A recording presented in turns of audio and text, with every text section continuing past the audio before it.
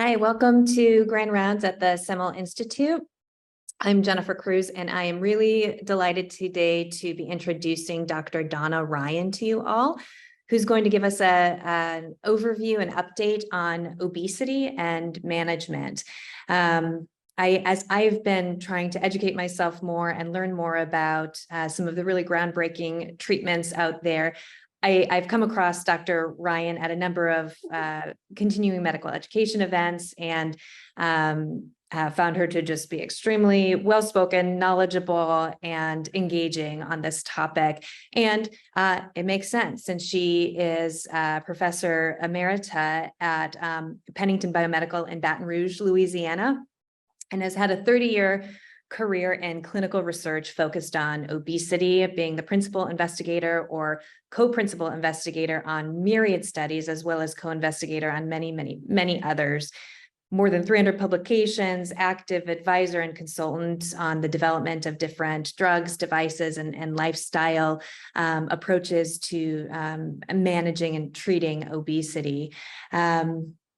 She's also, of note, the past president of the World Obesity Federation. And so we're so happy to have her here today. This is, of course, of really high relevance to our patients and, of course, the US population at large, but our patients who, die early of comorbidities related to obesity and cardiovascular outcomes associated with that. And we, would love to try to do better in caring for them. So it's really a pleasure and an honor to welcome Dr. Ryan to speak to us all today. Oh, Jennifer, thank you ever so much for that. I'm delighted to be here, and I love talking about obesity, and so I'm happy to have this opportunity to talk to you all. So my topic is weight gain. And the metabolic effects of the psychotropic medications. Let me see if I can get my screen to advance there. These are my disclosures. Yeah, I have a number of relationships with industry. You need to know about those, but none of them are particularly relevant to this discussion today. And here's where I want to go with this. We're going to, at the end of this program, hopefully you'll be able to have a more sophisticated discussion of the etiology and pathogenesis of obesity and the pathophysiology of obesity and weight loss. Then we're going to move on to the issue of weight gain and the dysmetabolic profiles of medications that you're using in your psychiatric practice. We're particularly going to talk about the anti-psychotic weight gain issue and how to use diet, activity, and other medications to combat these. And I'm going to make sure you walk away with an understanding of the recommendations from the consensus guidelines on managing weight gain in patients who are taking these antipsychotic medications. Okay, I'm going to start out with a primer on obesity because, we didn't all get taught this in medical school. I know I certainly didn't. And to understand the biology of obesity really sets you up to be able to understand what your patients are experiencing. And I think unless you really understand obesity as a chronic disease, you can't do that. So it is a disease. It's a chronic disease. Obesity is defined by the World Health Organization as excess abnormal body fat that may impair health. We're used to using BMI as the diagnosis. It's there in ICD-10 and it's coming in ICD-11. But look, BMI is merely a measure of body size. You calculate BMI from your height and your weight. It's a very good measure of body size, and it's fine on a population basis because it correlates fairly well with body fat in the population. So for surveillance, for following a population and what's going on in that population, BMI is great. It lets us know how far advanced the obesity epidemic is and how fast it's coming. But on an individual basis in the clinic, BMI has a lot of failures. It should really be used as a screening tool. And you're going to be hearing more and more about this as the Lancet Commission reports out this fall. We're going to use BMI as a screener, and then we're going to pull in waist circumference, sometimes waist to height ratio, and that health risk assessment, all of those risk factors for cardiometabolic disease. And we're going to make a clinical diagnosis of obesity that is not totally based on BMI, and that's a good thing. Okay, now let's start with the discussion of the genetic underpinnings of obesity. And the best way for me to illustrate that is with these pictures of twins. So these are identical twins. They're monozygotic. They each have 100% of the same DNA as the twin pair. And I want you to notice how much concordance there is in each member of the twin pair on body habitus. And then I want you to notice these twins. These are dizygotic twins. They're fraternal twins, and they share 50% of the same DNA. And so I want you to notice how much discordance there is in each member of this twin pair. So what's going on here is there are well over 100 common variants that associate around BMI, and another 100 or so that associate around waist circumference. So the amount of body fat we accrue, where that body fat occurs, is very much determined by these very common gene polymorphisms. Each one has a very small effect size. But what happens is that some individuals accrue multiple genes, 10, 20, 30, 40, 50. And that's why some individuals have so much greater susceptibility for obesity. So the conventional wisdom is that obesity is caused by genetic susceptibility and an obesogenic environment. Look, our genes have not changed. We recognize this obesity epidemic by rising rates in the U.S. population in the late 1980s. Our genes have been the same for a long time. What's going on there are really vast environmental changes, especially changes in the food and physical activity environment, with ready access to highly palatable and energy-dense foods. And at the same time, an environment that doesn't require much physical activity for work or play. But look, here's the truth. It's a complex disease. There are multiple drivers of weight gain, and these include stress, they include sleep deprivation, endocrine disruptors in the environment, life events, menopause, post-pregnancy weight gain, epigenetic events very early in life can influence one's risk for obesity, and medications. Yes, we think about 10% of the obesity epidemic is directly related to the medications we're prescribing. And here they are. So it's not just you guys, not just our psychiatrists. You've got plenty of company. A lot of the medications we prescribe for diabetes, for antihistamines, even Benadryl to help people sleep, alpha blockers, beta blockers, all of these medications can cause weight gain. And they are, yes, the neuropsychiatric medications seem to predominate. And so I've listed here in the middle column the drugs that are most often associated with weight gain, and on the right, some possible alternatives. So I'm not going to go over this in detail right now, but I think when this becomes available, if you're interested, you can go back and do a screen save and study this at your leisure. But look, that is not the whole story about risk for obesity. We know that individuals who have lower income levels, who have lower education levels, who have greater societal and social stressors, who have minority status, who live in environments without easy access to healthy diets and good, safe physical activity opportunities, those individuals are at increased risk for obesity, and those are the social determinants of this disease. So that's why obesity is a disease. It's also a chronic disease. And the reason it's a chronic disease is this. We have all these drivers to make us gain weight. You know, across early adulthood, about 95% of us will gain at least one BMI unit. On average, over that early adulthood, age 20 to 40, we're gaining for men about 20 pounds, for women about 12 pounds. This is a lot of weight gain on average. Some people are gaining a lot more. What's going on there is that under the pressure of this obesogenic environment, we gain a few pounds, and guess what? Our bodies defend their highest fat mass. So we take this new higher weight as a new normal weight and we defend it. And then the obesogenic environment causes us to gain more weight and we defend that higher fat mass.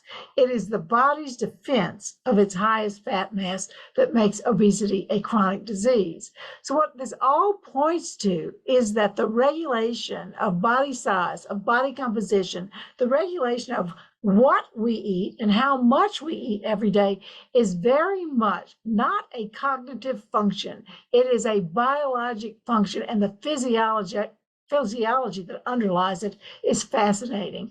Our brains are configured to recognize how much fat we have stored. And when leptin, the signal of that body fat stores, drops, our brains perceive this as starvation and make us eat more and reduce our metabolic rate. At the same time, across the day, we have a wonderful homeostatic system that makes us hungry. Our stomach secretes a hormone ghrelin that's associated with hunger. We eat, our small intestine secretes other hormones, the CCK, GLP-1, xenomodulin, PYY. And then when nutrients are absorbed, our pancreas secretes insulin and amylin. These are all satiety signals. They go to the brain, they tell the brain food is on the way, and guess what? We stop eating. We do not have to remind ourselves to eat. We don't have to remind ourselves to stop eating. Our bodies have a wonderful physiology that's in place. But what happens is that when we gain weight and our bodies defend that higher fat mass, mostly mediated through leptin, if we try to lose weight, if we eat less, exercise more, enter negative energy balance, we get a whole series of physiology and biology that comes into play. And guess what? Our ghrelin levels go up and they're not suppressed as much by meals. We're hungrier. And our satiety hormones drop. GLP-1, GIP, CCK, PYY, insulin, amylin, they all go down. We have less satiety. So we're hungrier, we have less satiety, and drip, drip, drip, we slowly regain the weight because our appetite is affected. And also when we're trying to lose weight, there's this effect on metabolic rate, and we call that metabolic adaptation. And if you lose about 10% of your body weight, that's equivalent to about 500 kilocalories of metabolic adaptation, meaning the guy next to you in the gym who is not reduced gets to eat 500 calories more every day to maintain his weight, while you have a 500 calorie handicap. You've got to eat less to maintain your reduced weight. And that is the effect on resting energy expenditure. We also have greater muscle efficiency.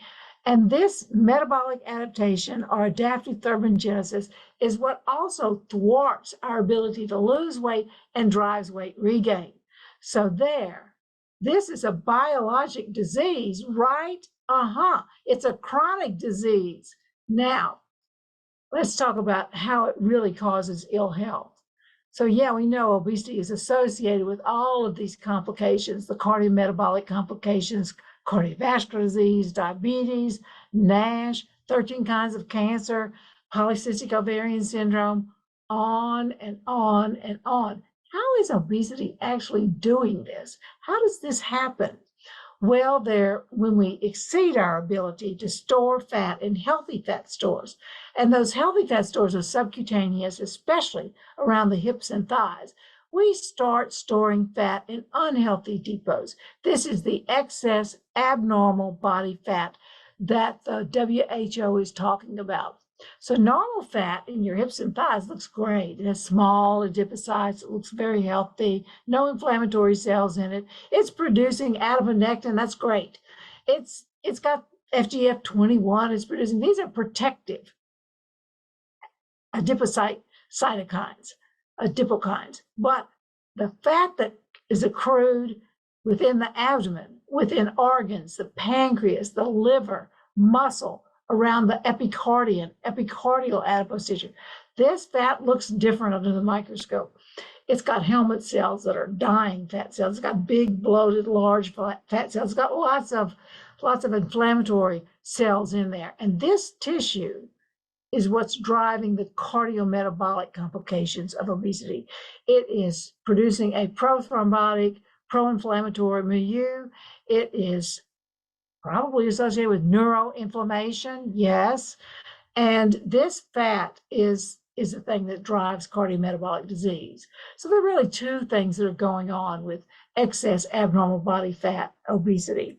One is just the burden of that body fat itself. So around the neck, it can exacerbate obstructive sleep apnea, excess body weight, knee arthritis. Within the abdomen, GERD, increased intra-abdominal pressure and pressure on the diaphragm causes GERD. That's just the burden, the mechanical effect of that extra fat. But look, the thing that causes the cardiometabolic complications are all of the cytokines and adipokines that are adverse produced by body fat. And those create that prothrombotic, pro-inflammatory milieu. It's associated with immune dysfunction. Fat produces angiotensinogen. It drives high blood pressure, and increased fatty acids drive insulin resistance. Some of the factors produced by this fat promotes angiogenesis, one of the ways that it drives increased risk for cancer. So here are all the products of that excess abnormal body fat.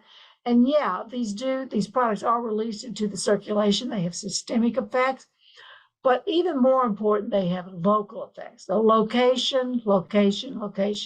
That epicardial adipose tissue, the coronary arteries are going right through there. Yep. And the same thing is true in muscle. The same thing is true in liver. So this ectopic body fat and where it's located really drives a lot of the organ dysfunction associated with obesity. So what do we try to do to improve the health of our patients who have these cardiometabolic and mechanical consequences of obesity? Well, they got there through an abnormal diet, through sedentary behavior, through poor sleep, through stress, and through weight gain inducing drugs. We try to fight back with lifestyle measures. We try to change those medications. We try to do stress management. We ask people to get better sleep. We do diet and physical activity recommendations to fight back. These factors are very strong. That's why I've got a big red arrow pushing against that defended body fat mass. To try to do this with a lifestyle intervention is hard work. It takes a lot of skills training to get patients to do this. This is not just eat less, exercise more. This kind of intervention takes a lot of behavioral psychology, and you guys know what I'm talking about. So when we add our anti-obesity medications, we put a biologic force against that defended fat mass, in addition to the lifestyle intervention. And when we do our bariatric surgery, we give them the triple whammy, usually, because we're giving them the effects of bariatric surgery, which have very little to do with the size of the stomach, by the way. They are biologic effects of these gastric procedures, these bariatric surgery procedures. And often we're giving medications with them. And we always give lifestyle recommendations with our bariatric surgery. So that's how we try to overcome obesity. But the big thing that's happening in obesity is the development of these newer drugs, these GLP-1 receptor agonists, the GLP-1 GIP receptor agonists, and those drugs are working in the brain. They're working in the homeostatic system area of the brain, primarily in the hypothalamus, in the reward areas of the brain. We think these drugs may also have efficacy for addiction. Yeah. And these newer drugs are producing a lot of weight loss. So the way to think about medications is they're not cheating.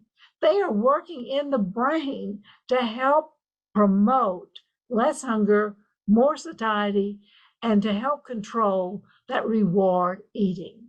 So we've got a lot going on there. We've been working at this for a while, and since the 1930s. And I'm showing you in gray all the failed medications. The ones in red are the ones that are still around. So we do have them from the 50s, phentermine and its cousins, phendimetrazine, diethylpropion, and bensphetamine for weight loss. We don't use them for a long term. You know, they're sympathomimetic, and we worry about the cardiovascular complications of them. But more recently, really in this century, we've added orlistat, we've added semaglutide, liraglutide, and phentermine topiramate combination. So, and naltrexone bupropion. So this is our toolbox now. And thank goodness, because we need it. So until recently, until really about 2 years ago, we could get on average about 5 to 10% weight loss with these 20th century, 21st century anti-obesity medications.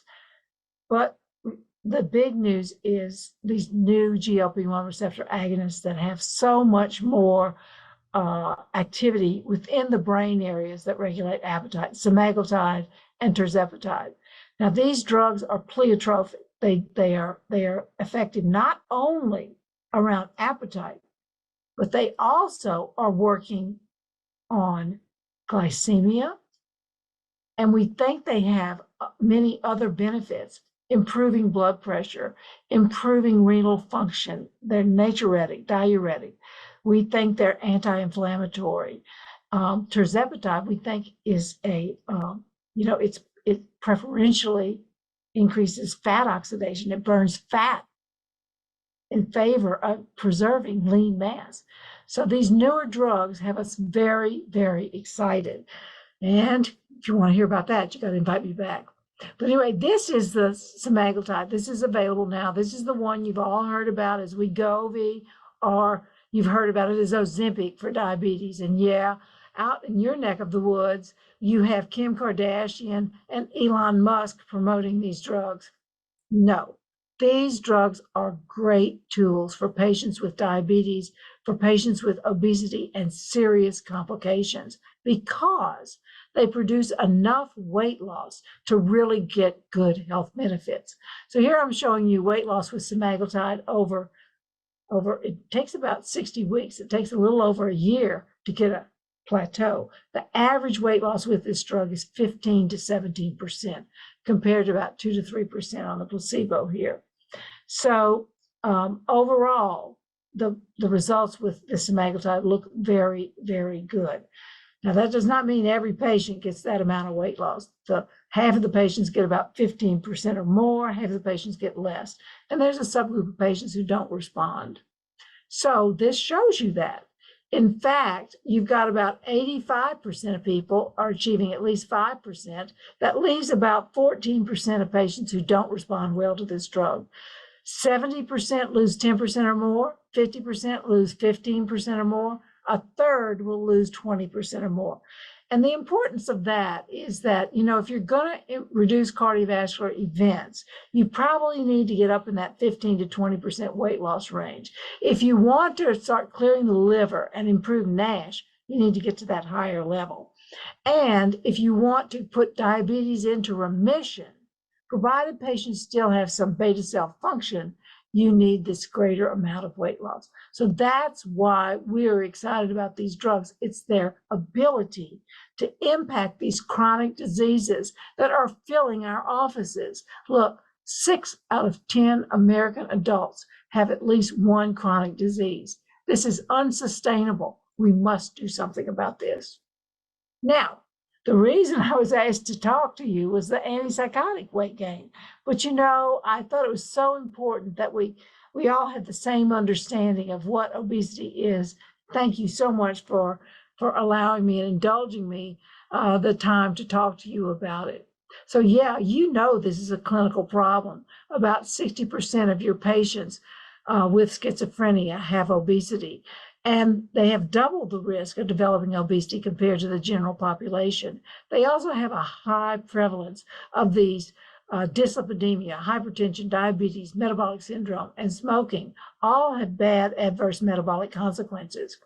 And the reason they have this is, high-calorie diets, sedentary lifestyle, stigma and discrimination, and the stress of that mental illness, social isolation, poor psychotic symptom management, and the second-generation antipsychotic drugs, which are really great medicines, but which do have some complicating factors.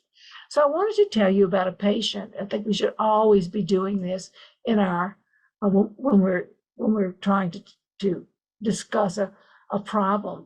So I got this email from my colleague. She's originally from Brazil. She has a doctorate in public health, and she works at one of the nonprofits I work with in obesity advocacy. You know, Brazil is a very interesting country. They are very much physical appearance oriented, especially for women. And they have a culture that reveres beauty and slimness. So she writes me this: my dear cousin, my age, 39 years old, we grew up together, was diagnosed with schizophrenia at the beginning of the year. She was hospitalized a few months ago and her doctor prescribed her olanzapine. She started with 10 milligrams, but now she's on 2.5 milligrams. The medicine was great for her schizophrenia, but made her gain quite a bit of weight, 24 pounds in a few months. And because of that, and the fact that she was feeling better, she decided to go off her meds and is now having psychotic episodes again and doesn't want to go back on her meds. Her doctor wants to try her on CBD. You'll have to educate me on that for schizophrenia, and olanzapine. But she is still reluctant because of her weight gain. He's also maybe suggesting CBD alone, but I'm not sure if that has weight gain as a side effect. Well, yeah, the cannabinoids do promote weight gain. Mental health here in Brazil still has a lot of stigma, and the doctor is really focused on eliminating psychotic episodes only and not really understanding the impact that the weight gain is having on her.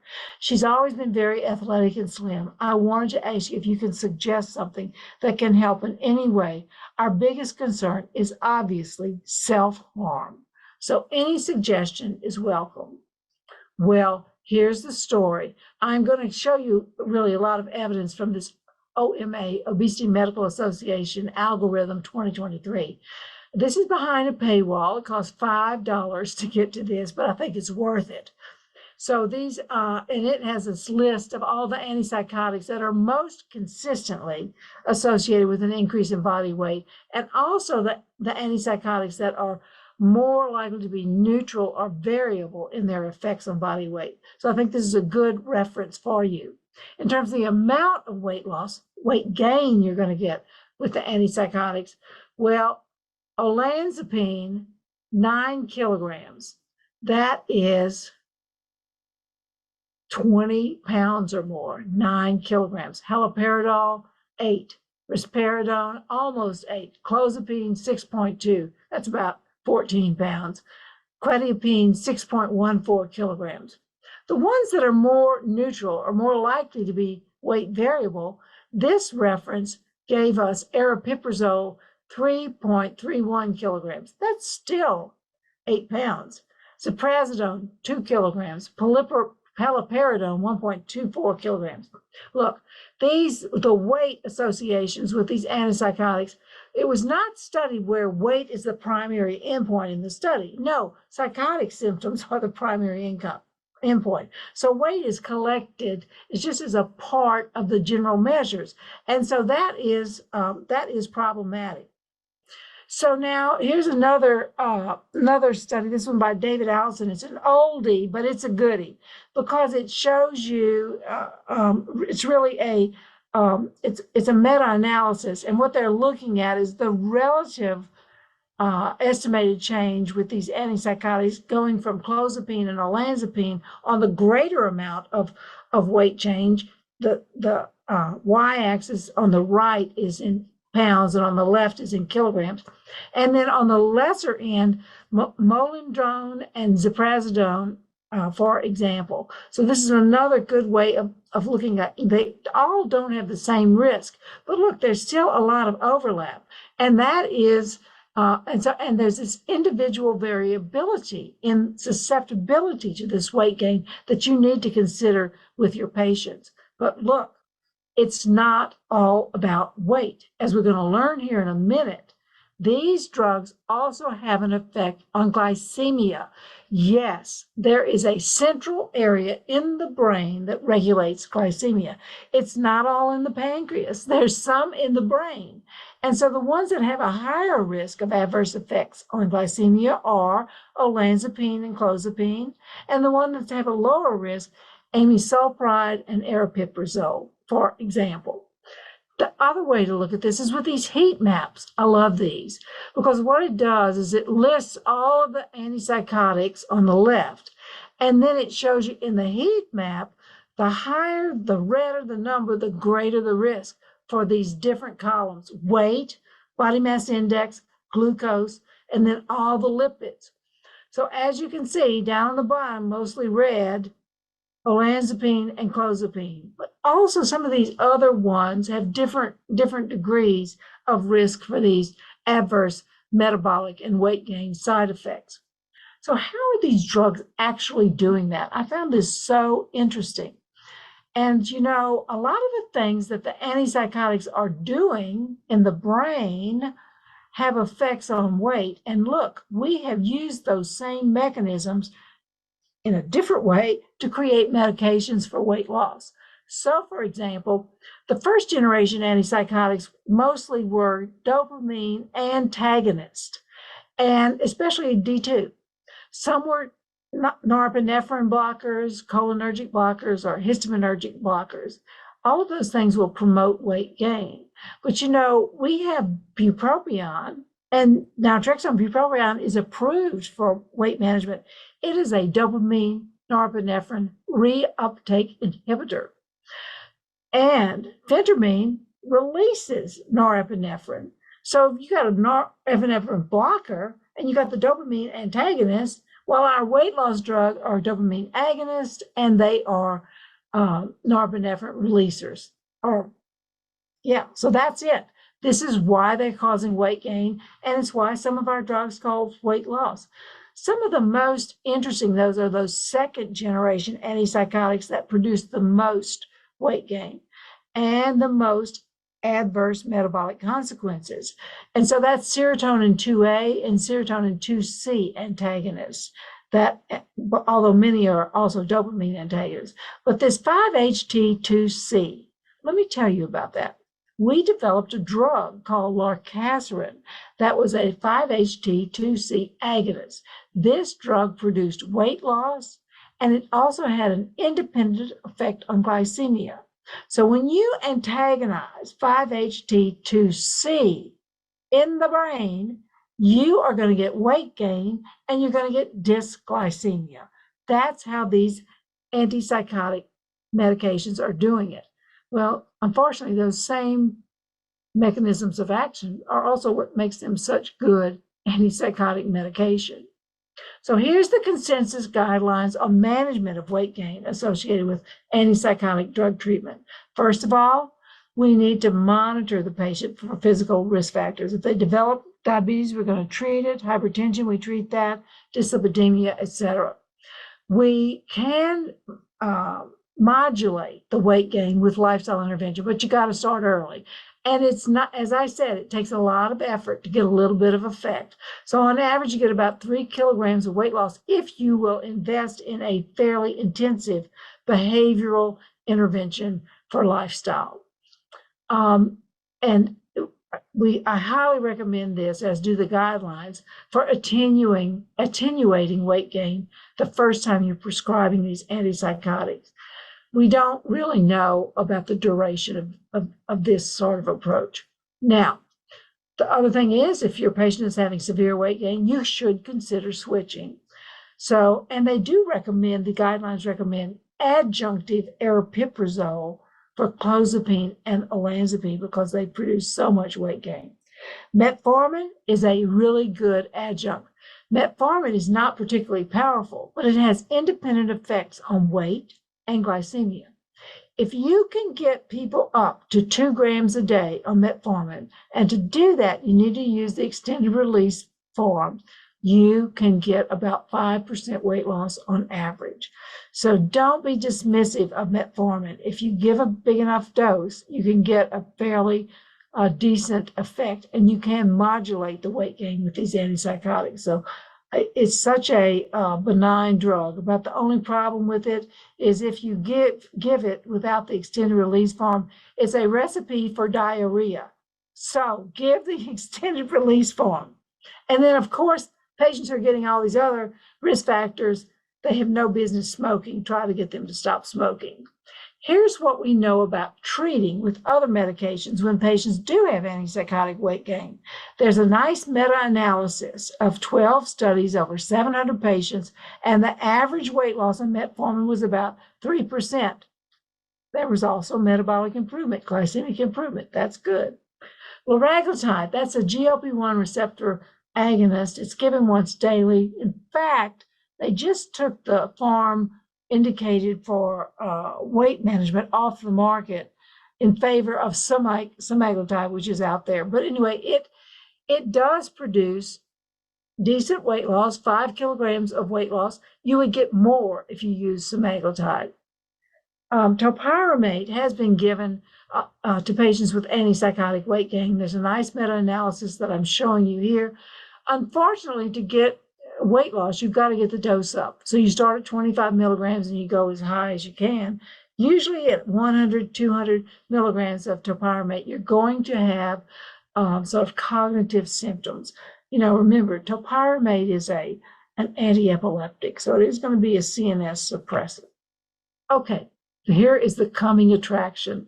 There's a big study that's out there. It was written up in BMJ Open. And it's semaglutide. That's the one that I showed you that produced 15 to 17% weight loss. Well, they've got a placebo-controlled randomized clinical trial of semaglutide in clozapine-treated or olanzapine-treated patients with schizophrenia.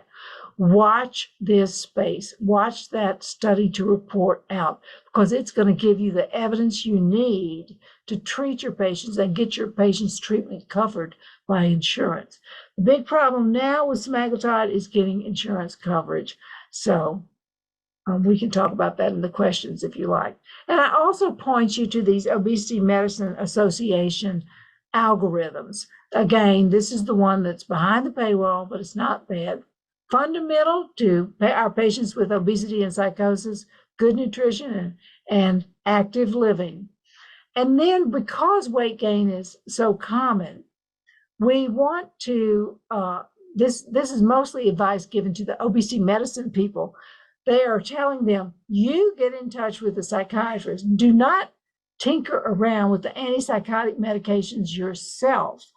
Talk to the psychiatrist. Let the psychiatrist be the prescriber of those medications. You can be an expert on weight gain associated with them, but one person should be driving the bus in terms of the antipsychotic dose and drug. You can give recommendations on adjunctive medications like metformin, like topiramate, like semaglutide. We don't recommend phentermine in this condition because it produces so much agitation. Orlistat has no real effects centrally, and it's not my favorite for this situation. They also caution that bupropion is associated with cytochrome P2D6 inhibition, and so it could affect the metabolism of your antipsychotic medication. So it gives us that advice. And so I just provide that to you as a very good reference for you to have, especially when you're dealing with the obesity medicine crowd. Okay, now it's very important for your patients who do develop diabetes, and if you're going to treat them with these medications, they will, to understand that where we're going in diabetes now is to a more weight-centric approach. So the use of sulfonylureas and the TZDs is waning rapidly. We want our patients to be on GLP-1, SGLT2 inhibitors, metformin, sometimes pramlintide, because they promote weight loss. They're good. We will use weight-neutral medications, but there is such a strong trend in diabetes medicine to be weight-centric and to really move upstream in diabetes management by producing weight loss with our diabetes medications. So here's my tips when your patients are experiencing antipsychotic weight gain. Discuss the problem with the patient early and often. You know, your patients can modify the amount of weight gain if they recognize that they're susceptible to this. They can change to a low-carb diet. They can increase physical activity.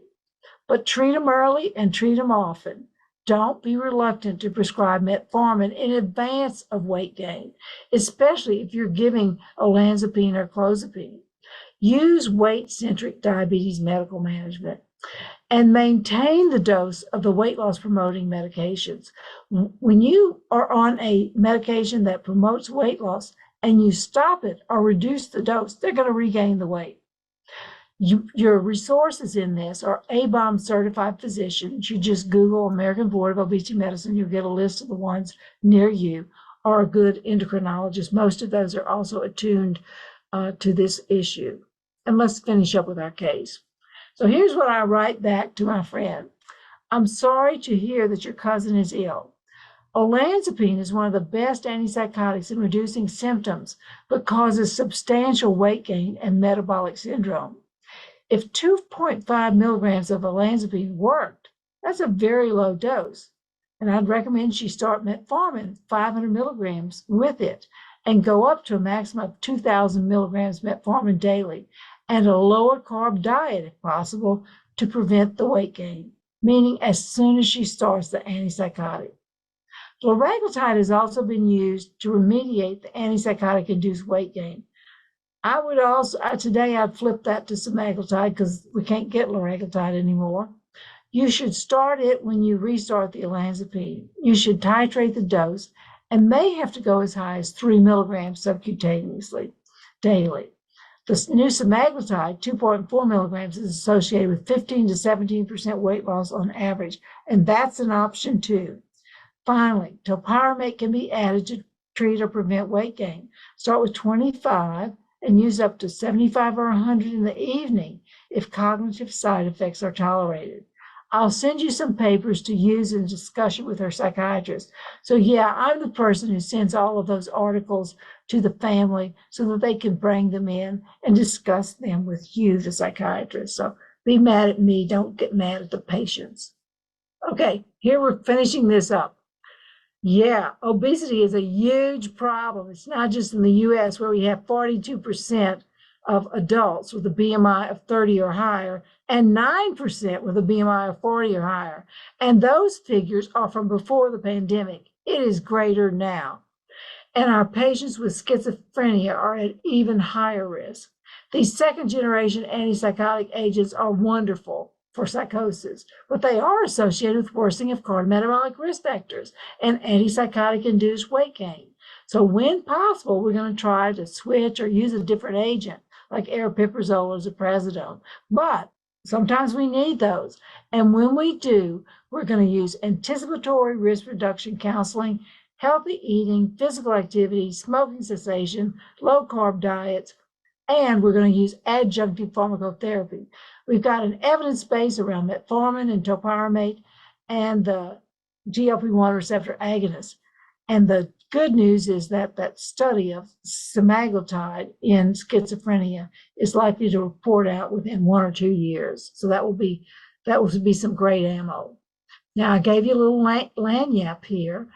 And what that is in New Orleans, when we go to the bakery, they will give us 13 of the donuts instead of 12. That's a little lanyap.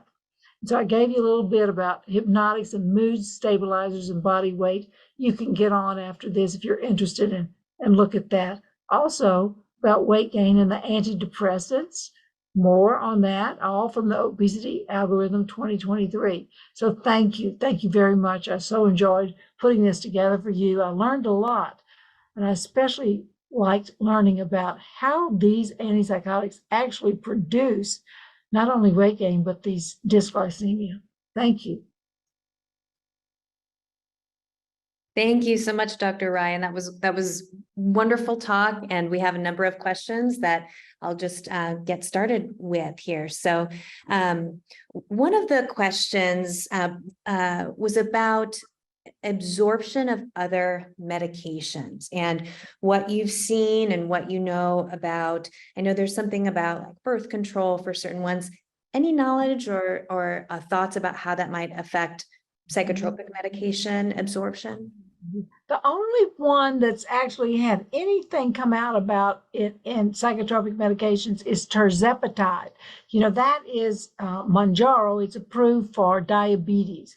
And it says that it can interfere with the absorption of oral contraceptives. This came as a big surprise to all of the obesity community. We had never really encountered this with any of the other GLP-1 medications, either for obesity or for diabetes. We have about 7 of them approved for diabetes and only 2 approved for obesity, but with terzepatide coming. You know, there is what's the reason for that is all of the GLP-1s. So this is dulaglutide, exenatide, the semaglutide, terzepatide, all of those GLP-1 receptor agonists slow gastric emptying. So that is one of the effects that you just need to be aware of. They will, the medications will eventually get absorbed. Sort of the opposite things happen with our bariatric surgery procedures, our metabolic and bariatric surgery procedures, and because there's rapid gastric emptying with those. So that's it. I don't know of any PK effects on the antipsychotics with the GLP-1s. I don't think that is an issue. Thank you. Someone asked if you have an opinion about starting a medication at the time you're starting one of the agents like clozapine or olanzapine that you know is so likely to cause weight gain, like metformin, doing that concurrently instead of waiting. Yes, and our guidelines allow us to do that. Absolutely. You shouldn't be reluctant to do that. You know, a lot of times it's so much easier to prevent weight gain than it is to reverse it. So, you know, there's a big movement in our bariatric surgery procedures not to wait until the patients regain all that weight, but to intervene earlier by adding medications in patients who are experiencing weight regain after bariatric surgery. Same thing here. I would treat early and treat often. Okay. All right. And someone was asking in terms of the mechanism of the GLP-1s and some of the newer agents, is there also alteration in metabolism, or is it change in the food intake? What is kind of driving the weight loss? There? Isn't that interesting? Yes. So this is the deal. So when we eat, we get a really a symphony of hormones from our small intestine that lower down in the intestine from the L cells, we get GLP-1. Earlier, we get GIP, but there are others, CCK, exentamodulin. And then we also get these pancreatic hormones. All of these things go to the brain together. And that is the reason we feel satiety and stop eating. But look, these receptors are found throughout the body, and we are finding pleiotropic effects of these drugs. And the question is arising, are these drugs diabetes drugs? Or are they obesity drugs? Or are they cardiovascular disease drugs? Because guess what? They prevent heart attack and stroke in people who are at high risk.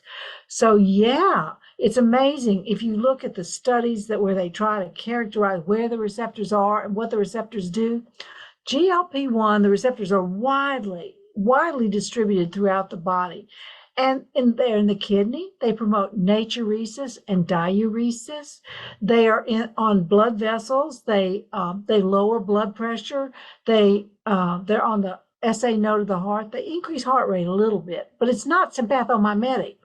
They also are anti-inflammatory. They reduce postprandial lipids. They have many of these incredible multiple properties that make them really good cardiovascular drugs. And we think they are going to have effects on heart failure, HFpEF. We haven't proven that yet now. We think they're going to have effects on neuroinflammation. There's a big study out about semaglutide and Alzheimer's disease. Yeah. How about that? Neuroinflammation. Whew. we'll have to wait and see what that one shows. But then the other ones, like, so now what they're doing is they're taking not just GLP-1, and we don't fully understand why semaglutide, it has 94% homology with native GLP-1.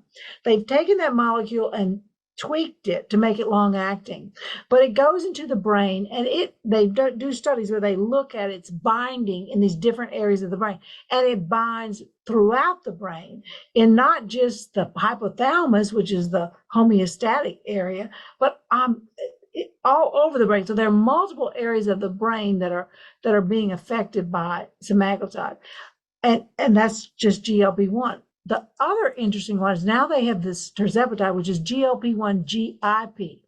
Well, guess what? GIP receptors are found on adipocytes. There are no GLP-1 receptors on adipocytes. And when you lose weight with tirzepatide, you lose more weight. You lose about 22% on average with just obesity. And that adipocyte receptor, it's promoting fat oxidation. So when you lose weight, you're losing more fat than you ordinarily would because you're preferentially oxidizing fat. You know, whenever you lose weight, you lose some fat, you lose some lean. We like it to be about 25-75, 75% fat, 25% lean.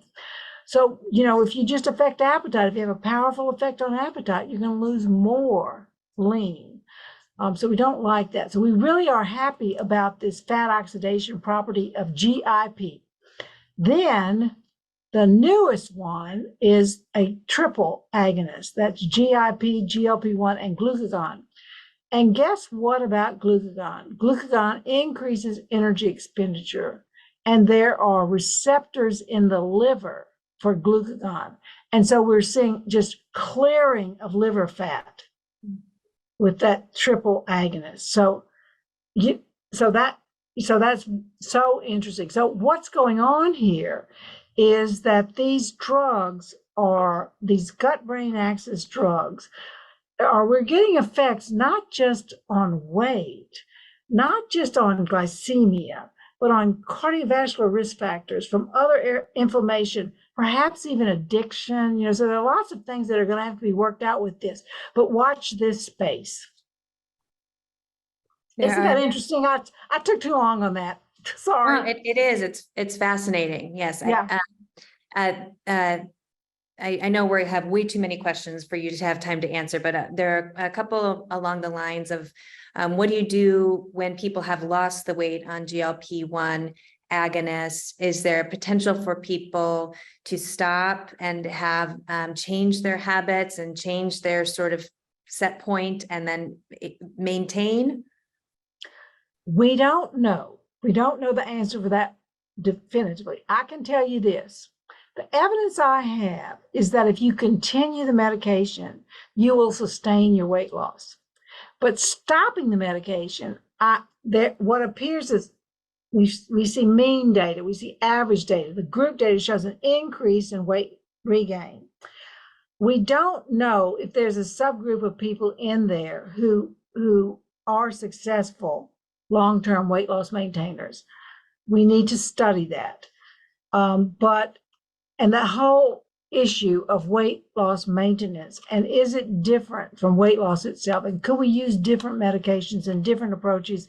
That's something that's really an area that's hot for research. We don't know the answer to that now. So for now, the only guarantee I can give you is that if you continue your medication, you will continue your weight loss. Of course, nobody wants to do that. They all want to stop the medication. And let me tell you what, when you lose weight, you feel great. You feel wonderful. And you say to yourself, I am never going to go back to those wicked, wicked ways. No, I know what to do now. I got this. And guess what? Drip, drip, drip. The weight regains slowly, slowly, slowly. They're not ravenous. It's not like you're starving. It's just you have a little bit of increased food intake at every meal. We can measure it. We can measure it. But it's just slow, slow, slow. There you go. That's why the body wants to go back where it was. We don't have a successful way of resetting the settling point as long as you're off medicines. We can reset it if you're on the medicine. Okay. someone had an interesting question about, there's a newly approved combination drug of olanzapine and samidorphan. Oh, what is that? Yeah. It's like an opioid antagonist that helps mitigate the weight gain associated with olanzapine. So someone was asking any thoughts you had on that, and or whether it would make sense to do naltrexone and olanzapine together, given this other agent and its mechanism. So Jennifer, I thank you for informing me about that. I don't know about that. And so you've educated me. Thank you very much. So I can't really comment. Okay, all right. Let's see. So many choices. There's a question about concurrent treatment with semaglutide and metformin. If you would do that, or if you do one sequentially, what would your advised approach be? Well, back in the dark ages, when I was in training, we would give one medicine. If it didn't get ideal results, we'd stop it and try another one. But then we changed. And, think about how we treat blood pressure now and how we treat diabetes. We start a medication, we get a response. If they escape, we add. So, so I think there's nothing wrong with adding these medications. And in fact, the direction that obesity medicine specialists go in is that way. We use multiple medications together. I have just like hypertension. Yeah, absolutely. Or depression, psychosis, right? Yeah, absolutely. Well, you got to educate me on that. Last one here. This is a complicated one. So probably might take you more than the 3 minutes we have left, but with the potential for huge health benefits for an individual and for public health, society at large, what's your sort of reading of the tea leaves about Medicare coverage changes for anti-obesity medications and sort of the general access challenges that exist? Yeah, I think ultimately the solution is with these small molecule non-peptide receptor agonist. So we're getting so much better in understanding the receptor and the structure of the receptor and developing not the whole peptide, not the large molecule to go in there, but small molecules. And so there was one that was reported out at ADA this year, and it produced really robust weight loss. So it is possible with a small molecule receptor agonist to get benefit. The reason I say that's the ultimate solution is because these we can make those, put them in a bottle and give them to people like statins. But the way these peptides work is you've got to have a cold chain. They have to be kept cold. You've got to ship them around the country in these styrofoam boxes. It's very environmentally damaging. If you've ever lived with somebody who's on these things, you get these huge boxes, styrofoam boxes with cold packs in there. And it comes frequently because they don't have any shelf life. And so, there's no way that we can, over the long term, get these peptides into all of the people who need them. We are going to need the non-peptide approaches. But your question was more about how are our payers going to react to this? Right now, we just introduced the Treat and Reduce Obesity Act again. On the Senate side, it was introduced by the Louisiana Senator Bill Cassidy. Bravo! And it's bipartisan. It's got people on the House side, people on the Senate side. And what that would do, it would provide obesity treatment coverage under Medicare and Medicaid. That is the big deal. Now, that has to go to the Office of Management of the Budget to be costed out. So that there is a woman from Louisiana who is ahead of the OMB right now, and she is going to give us that report, hopefully within a few months. And so fingers crossed, I'm hopeful that maybe we'll be making some action here. But in the meantime, what is going to happen is some of these big insurers like Optum, like, and even like big employers like FedEx or I don't know, Amazon, somebody like that, they are going to look at this as a policy for commercial insurance reimbursement for their patients, and they're going to generate claims data. And we're going to know how much this actually costs and how much this might save. What is the real cost of approaching these chronic diseases in this way? Because, Jennifer, honestly, we have 6 out of 10 Americans have a chronic disease. We cannot keep going in this direction. It's, it is, we've got to do something about all the sick people that are filling up our offices, and they're all obesity driven. We've got to do something about this. And so, I don't see that there's a solution. Of course, healthcare has become so monetized in my lifetime. It's not about the P patients anymore. It's about the P profit. So do you want to treat all the complications and make money off of that? Or do you want to treat the underlying cause? To me, I want to treat the underlying cause. Thank you so much for a really fantastic presentation. Really appreciate you being here with us. And I wish we had more time, but here we are at the end of our hour. Thank you, Dr. Ryan. Thank you, Jennifer. Thank you so much.